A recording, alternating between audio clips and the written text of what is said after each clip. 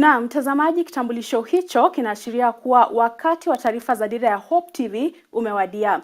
Hujambo popote ulipo na karibu. Niko hapa kukujuza yale ambayo yameweza kujiri siku hii ya leo na kusihi tuambatane hadi tamati. Jina langu ni Alice Diana. Tukianza ni kuwa kwa mara ya kwanza kabisa Rais William Ruto alasiri ya leo aliongoza kikao cha baraza la mawaziri wake katika ikulu ya Nairobi. Wanachama hao 24 wa baraza la mawaziri la serikali ya awamu ya 5 waliapishwa Oktoba 27 baada ya kuidhinishwa na bunge la kitaifa. Naibu wa Rais Rigathi Gachagua na mkuu wa mawaziri Musalia Mudavadi pia walihudhuria mkutano huo. Agenda na majadiliano ya mkutano huo bado hayajawekwa wazi. Wakati wa hafla ya uapisho wa mawaziri hao, Rais Ruto alionya baraza lake la mawaziri kuwa hakuna nafasi za kulegea kazini. Kwenye hotuba yake, Rais aliwataka wote wanaohudumu kwenye serikali yake kuhakikisha wanahudumia Wakenya wote kwa usawa pasi na kujali kabila, eneo au ushawishi wao wa kisiasa.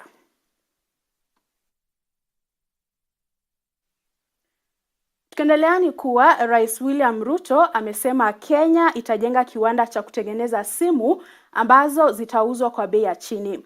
Ruto ambaye alizungumza Alhamisi katika mkutano wa wafanyabiashara wadogo na wastani alisema Kenya inashirikiana na kampuni za kuuza simu ili kujenga kiwanda hicho.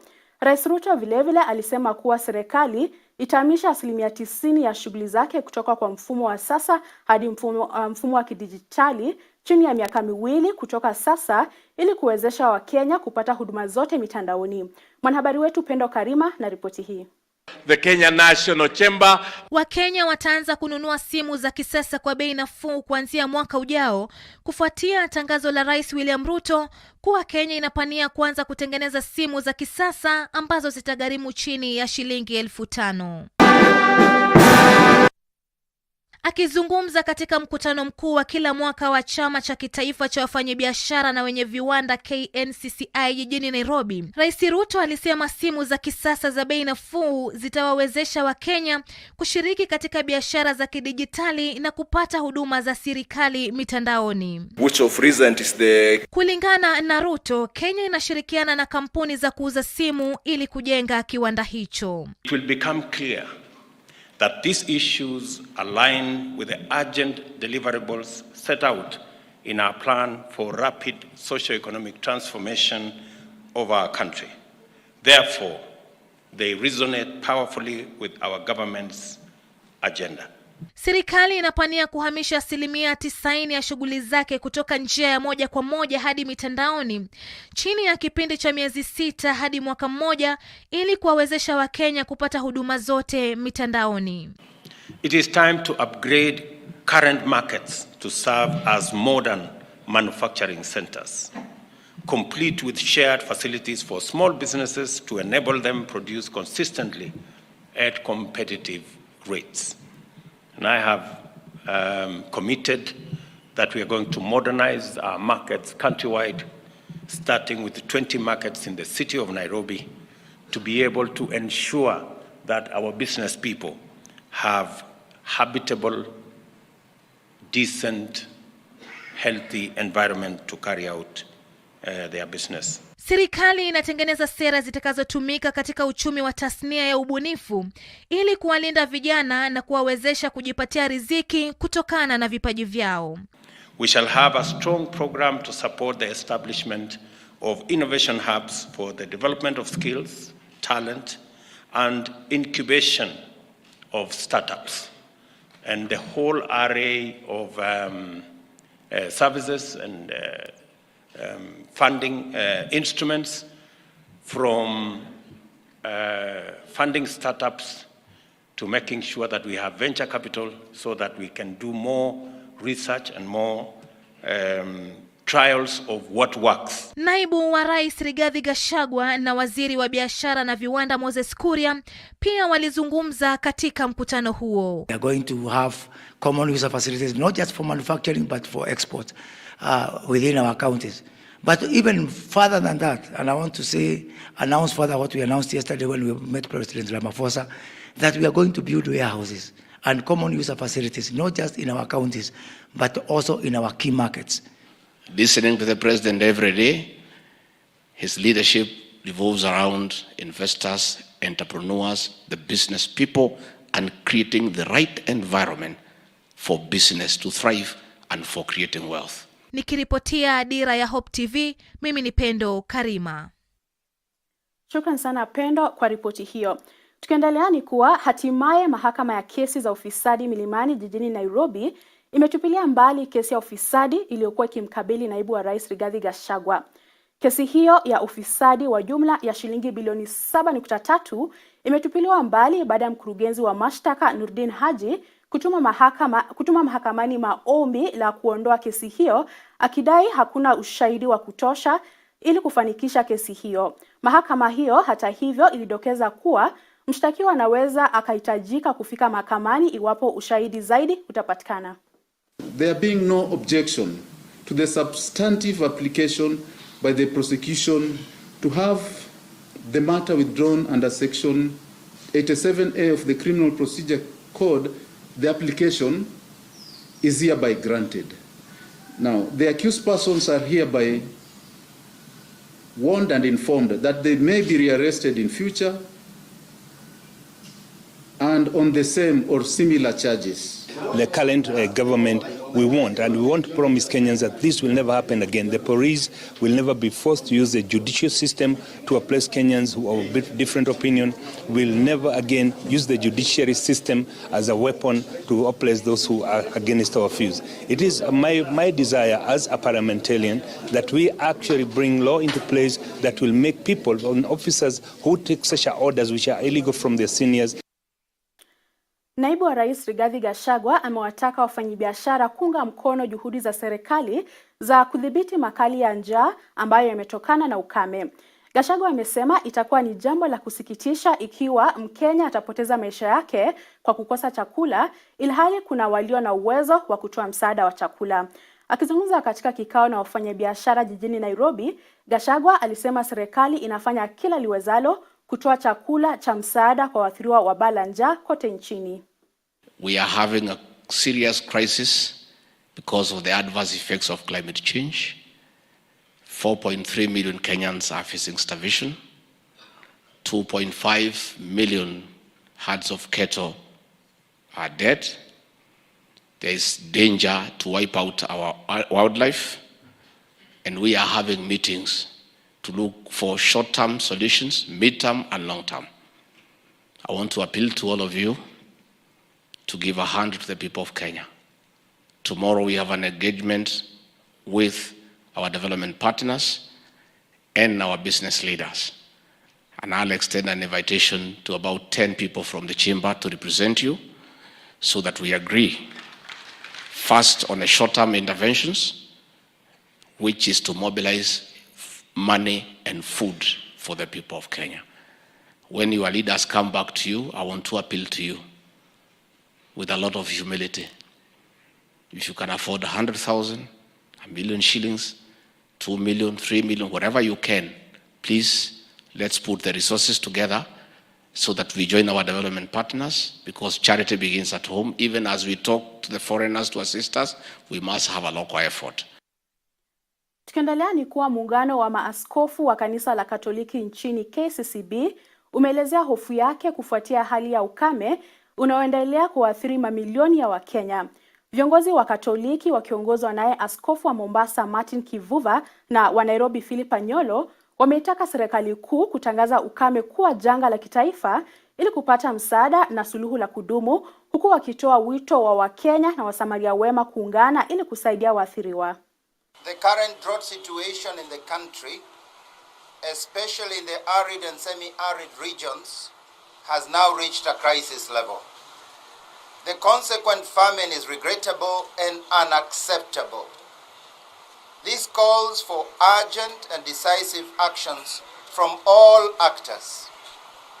While we commend the government for its efforts in releasing food relief to those affected by famine in the country, we have received reports that some of this support has not reached the intended recipients or is taking too long to reach them. We appeal to the government to set up a better coordinated multi-agency system of distributing emergency relief by including faith-based organizations. In May this year, we, the Catholic bishops, launched a drought emergency appeal to raise funds to help families affected by drought in about 25 counties in the country. We thank and commend all those who have sent their support, which has been dispatched to the neediest people in the country. Our drought appeal is ongoing as the drought situation continues to bite hard. We appeal yet again to all Christian faithful, our partners, and all people of goodwill to contribute and continue sharing whatever little they have, be it be cash or other in-kind donations, to enable us save lives of the people facing starvation. We encourage you all Kenyans to take advantage of the ongoing process of reviewing the competence-based curriculum by coming out to give constructive views to the Presidential Working Party on Education Review. Kwingineko ni kuwa mashirika yaliyoangalia uchaguzi uliofanyika Agosti 9 mwaka huu yamesifu vyombo vya habari, tume ya uchaguzi na mipaka nchini IEBC na pia maafisa wa usalama kwa kushirikiana kufanikisha uchaguzi huo. Mashirika hayo yakiongozwa na Kituo cha Demokrasia ya Vyama Vingi CMD yalifanya mkao na wanahabari jijini Nairobi na kutaka serikali ya Kenya Kwanza kutimiza ahadi zake. IEBC is surmounted by a lot of the problems that they are having is because we are having 6 elections also in one day. And one of the recommendations, and which has been carried forward from 2017 and 2013, was that we need to stagger our elections. The national elections and the county elections, for instance, can be separated. We can have national elections on one day, and then we have our county elections on another, or whatever other formula is used. IEBC still have injuries from their stakeholders to cure. And the earlier the IEBC starts, the better for their confidence in the IEBC and the trust to build in the people going to the next electoral cycle. IEBC should find means of engaging with the stakeholders where there are grievances, where there are still mistrusts, where there are still bitterness and emotive things. This should be the time for IEBC to engage and cure all those going forward. The social media platforms themselves can also help play the role that social media platforms continue to play in our electoral processes. Facebook, WhatsApp, TikTok, and all the rest, I think is something that needs a better conversation. Na katika taarifa ya kusikitisha ni kuwa familia ya raia wa Uingereza aliyefariki katika mazingira ya kutatanisha mjini Mombasa imetoa wito kwa serikali ya Kenya kupitia mkurugenzi wa mashtaka ya umma DPP kuharakisha uchunguzi kubaini chanzo cha kifo cha jamaa wao Luftinisia Khandwala. Khandwala aliyekuwa na umri wa miaka 44 aliaga dunia Agosti 2 mwaka 2020 na kuzikwa siku iliyofuata katika makaburi ya Memon mjini Mombasa.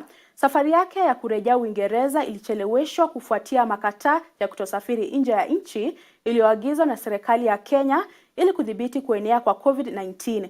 Ilidaiwa kuwa raia huyo wa Uingereza alipewa kemikali na kiongozi mmoja wa dini ambaye alikuwa amemwambia kwamba ingetibu maradhi yake. Hata hivyo, Khandilwa alifariki baada ya kutumia kemikali hiyo. I am the brother to the deceased Luftinisia Khandwala Admani. Just a few weeks ago, we had the exhumation and her post-mortem. The preliminary report of her post-mortem has been released. It was found that the brain was intact and the esophagus, the food pipe, was normal. Also, the hyoid bone was fractured. These 3 things are very vital because the brain being intact after 2 years of someone passing away actually astonished the pathologists. We are hopeful that we get the results very soon. However, it's unfortunate to say this, that the samples are still in the morgue in Mombasa. That it's been almost 2 weeks since the exhumation since the post-mortem, but the samples that were collected that were supposed to be delivered to the government lab have not yet been transported yet, and it's been 2 weeks that no one has done anything. Naam, tukisalia kwa taarifa sawia na hiyo ni kuwa familia moja kutoka Magarini, kaunti ya Kilifi imezitaka serikali ya Kenya na ile ya Italia kuchunguza kifo tatanishi cha mpendwa wao anayedaiwa kufariki tarehe 29 mwezi Septemba mwaka huu. Amani Justin mwenye umri wa miaka 36 na mama ya watoto wawili alipatikana amefariki nyumbani kwa mume wake nchini Italia na alikuwa hana viungo muhimu mwilini. Naomba serikali hii ya Kenya itafute kifo cha mtoto wangu ili suluhisho lipatikane, washikane na wale wa Italiani kule, wafai pamoja, wapigane pamoja, wachukue hatua pamoja, washike. Ni nini kimeendelea mpaka hizi sehemu za mtoto hakuna, za msichana wangu hakuna. Kuna vitu we call vital organs ambazo pia zinaweza kusaidia ama zinaweza kumuongoza daktari kupata ile sababu ya kifo, zikawa haziko. So ikawa vigumu pia ku-establish the cause of death. Tumeungana na familia kuomba ya kwamba uchunguzi ufanywe kuhusiana na kifo cha Amani, na kama shirika la kutetea haki za kibinadamu tuna suspect ya kwamba kuna foul play katika kifo cha dada huyu ambaye anaitwa Amani, kwa sababu mwili wake ulipoletwa Kenya haukuletwa kwa njia ama vile hali ilivyo, hauko katika ile hali ambapo binadamu wa kawaida huwa. Na mtazamaji, sasa tuvuke hadi kaunti ya Mombasa ambapo wamiliki wa majumba yasiyo halali yaliyojengwa katika mashamba ya serikali ya kaunti hiyo wamepewa notisi ya kuyaondoa majengo hayo, la sivyo yatabomolewa katika muda wa miezi miwili ijayo. Wanachama wa kamati ya makazi ya Mombasa chini ya uongozi wa kamishna wa kaunti wa eneo hilo John Otieno walizuru mashamba kadhaa ya serikali na kupata baadhi ya nyumba za makazi zimegeuzwa kuwa majengo ya biashara, jambo walilosema ni kupuuza sheria zinazosimamia mali za serikali. Otieno alisema vyumba hivyo vilivyojengwa bila kuidhinishwa vinanyima serikali ya kaunti mapato yanayohitajika kwa kuwa havina leseni, ni tishio kwa usalama na pia vinajenga misingi ya watu wenye tamaa ya kunyakua ardhi ya serikali. Some private persons are also living in those structures, denying the government the necessary revenue. They are not paying any revenue to the government, which is a serious breach of procedures. To this end, I'm therefore giving a notice to those who have put up the illegal structures to pull down those illegal structures. Those occupying government houses and are not public servants, the private persons, to move out of those houses before we catch up with them. This is an exercise that we will continue to do and to make sure that all government houses are secured, no illegal structures in those government houses, because this is the way that government buildings and government plots are grabbed, and this must stop. It is not going to be business as usual.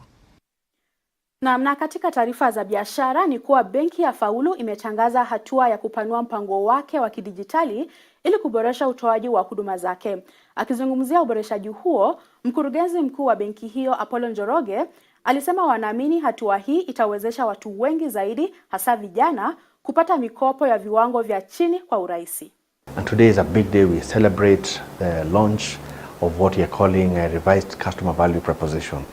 We have several segments of customers that we are really looking at. The first one are the traders, who are the majority of our customers that we want to really support. Loans of up to 3 million shillings, 5 million shillings, amounts they'd like to pay in a period of up to 6 months. Some of them extended even up to 1 year, depending on the customer's needs. Digital application that we rolled out, a very good application that is fully integrated to the major payment systems in this country. It's an app that allows you to do savings, because it's not just about borrowing, it's also about savings. A very strong focus on the youth, because they offer the youth extreme convenience. This is a platform that allows them to make to make payments, to be able to save money, and to be able to just run their businesses very, very conveniently without physically needing to go to the branches. Na mtazamaji, taarifa hiyo ndio inatukamilishia taarifa zetu za Dira ya Hope TV jioni hii ya leo. Utaletewa taarifa zaidi mida ya saa 3 kwa lugha ya Kimombo na mwenzangu Grace Wangoi. Kwa niaba ya wote ambao wamefanikisha taarifa hizi na kutakia usiku mwema, jina langu ni Alice Diana.